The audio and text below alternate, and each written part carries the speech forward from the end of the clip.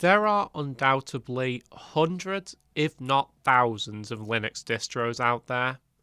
As such, it unfortunately follows that some of them are going to wind up being discontinued. It's always a shame when it happens, because whenever a Linux distro dies, a distro-shaped hole is left in its users' hearts. But unfortunately, sometimes a project can just no longer be maintained for one reason or another. In today's video, I want to go over a few distros that are no longer maintained, including, hopefully, a few that you haven't heard of. But first, a word from this video's sponsor. Atlas VPN is currently running a big deal where you can get the most affordable VPN on the market for just $1.83 a month, plus 3 months extra with a 30-day money-back guarantee. Atlas VPN enables you to protect your privacy from prying eyes while also protecting you from ads and malware. As a privacy activist, I greatly enjoy both of those things. Furthermore, Atlas VPN allows you to watch shows not usually available in your country on Netflix and other streaming services. Take that, region locking. To top all that off, Atlas VPN protects all of your devices with a single subscription. And yes, they do also have a Linux client. So, what are you waiting for? Act now before the deal expires and get Atlas VPN for only $1.83 a month by clicking the link in the description. First, let's talk about one of the most famous dead Linux distros, Antargos. Antargos was, as many of you may already know, an Arch-based distribution that aimed to make installing and using Arch Linux easy. One of the most notable features of this distribution was its installer, which would allow you to select from several desktop environments and optional software packages that would be installed with the operating system itself. Personally, I always viewed Antargos as being an alternative to Manjaro that was closer to vanilla Arch. An example of this is Antargos using the Arch repositories as opposed to its own repositories for most packages. Unfortunately though, Antargos was discontinued after its volunteers could no longer find the time to maintain it. This left its large community, at the time myself included, without a distro that fit our needs. Thankfully, however, Endeavour OS stepped in and continues the Antargos ethos to this day. Personally though, I migrated to vanilla Arch, and I'm pretty happy with it. Next, let's talk about Chalet OS. Chalet OS was an Ubuntu-based distro that made use of the XFCE desktop environment with lots of pre-installed themes to make it look like various different versions of Windows. Personally, I think that Chalet OS is very comparable to Zorin OS.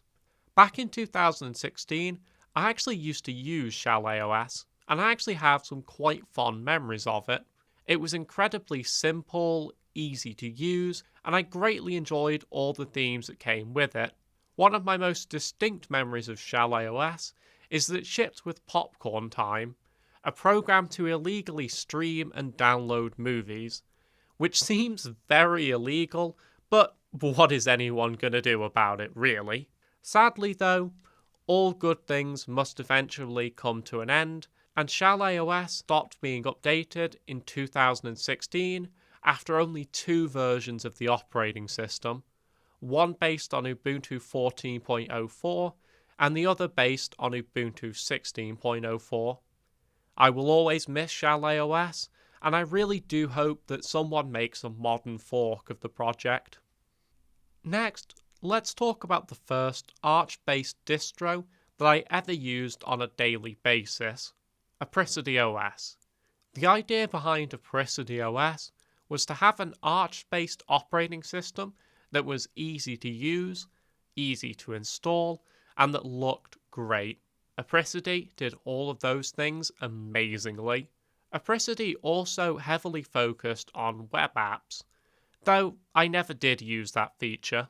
The main reason why I used Oppressor back in the day was because of how good looking the desktop was. I mean, just look at it. That there is Unix porn material. I can't think of another distro that looks this good out of the box, even now. But Oppressor also had a lot of other things going for it. It's not just a pretty face, you see. It had a bunch of handy software pre-installed that let you do things like sync files between devices, run Windows apps out of the box, connect your phone to your PC, and more. Oppressor OS was a really well thought out distro. Unfortunately though, in 2017, Oppressor OS met a similar fate to Antargos. The developers were no longer able to find the time to maintain Oppressor, and so had to leave the project to die. The next distro that I'm going to talk about is a little bit of a wild card. I'm going to talk about Android x86. Now, I can already see all of the GNU nerds foaming at the mouth in the comments section, but technically Android is Linux because it uses the Linux kernel. Anyway, on with the video. Android x86 was, as the name implies, a project designed to run Android on standard x86 PC hardware. Other than that, it was pretty much stock Android. I used to use Android x86 on an Intel Atom netbook back in the day. It actually used to work really well, probably even better than some lightweight Linux distros, considering the fact that Android is designed to run on low-spec phone hardware, which was, at the time, weaker than my Intel Atom netbook. I'm sure you can all see where this is going though. Unfortunately, Android x86 hasn't had another update since last year and was only ever updated to Android 11. I suspect the reason for that probably has something to do with the fact that support for running mobile apps on desktop is now commonplace, since Windows, Mac, Chrome OS and Linux can all do it in some form or fashion. I also think that it's worth bringing up forks of Android x86, such as Remix OS, an operating system that strived to provide a more traditional desktop experience using Android as the base. I never did get to use Remix OS on a regular basis, but I sure would have liked to. Although, that said, all of these operating systems kind of live on in Chrome OS, as Chrome OS has pretty great support for Android apps, but that doesn't make me any less sad to see these operating systems go. Next, let's talk about another Ubuntu-based operating system, PairOS. PairOS was all about making an operating system that resembled Mac OS X as much as possible. It seems that they actually did a really good job of that and managed to produce an operating system that looks very much like Mac OS X Mavericks.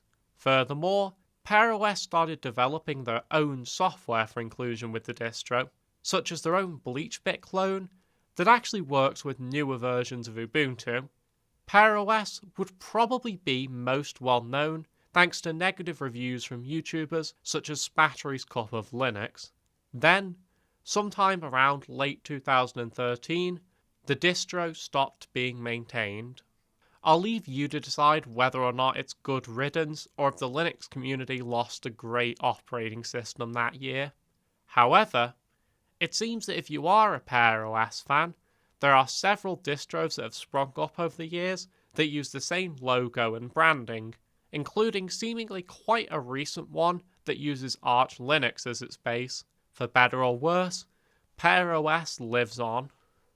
Finally, I want to talk about a little distribution called SwagArch. This distro didn't reinvent the wheel or anything, but I still used it daily for quite some time because it provided a simple and easy to install Arch desktop. I particularly like SwagArch for its unique looking XFCE4 desktop. It doesn't get much more unique than this interesting brown colour scheme and quirky icon set. Unfortunately though, SwagArch stopped being maintained back in 2018, though since it uses the Arch repositories, it is possible that there are still some installs out there that are still being used to this day, though I wouldn't recommend creating your Arch install from such an old base. With that said though, that's all the dead Linux distros we have time for today. It's always sad to see distros die, but I suppose as one distro dies, another springs up in its place. Plus, if a distro is popular enough, usually someone will step in to maintain it when the original maintainers no longer can. We saw this with Antargos and Endeavour OS, and I think that's pretty cool and truly shows just how great the Linux community is. With that said though, that's it for today's video. What dead Linux distros do you have fond memories of? Let me know in the comment section below, and I will see you in the next one.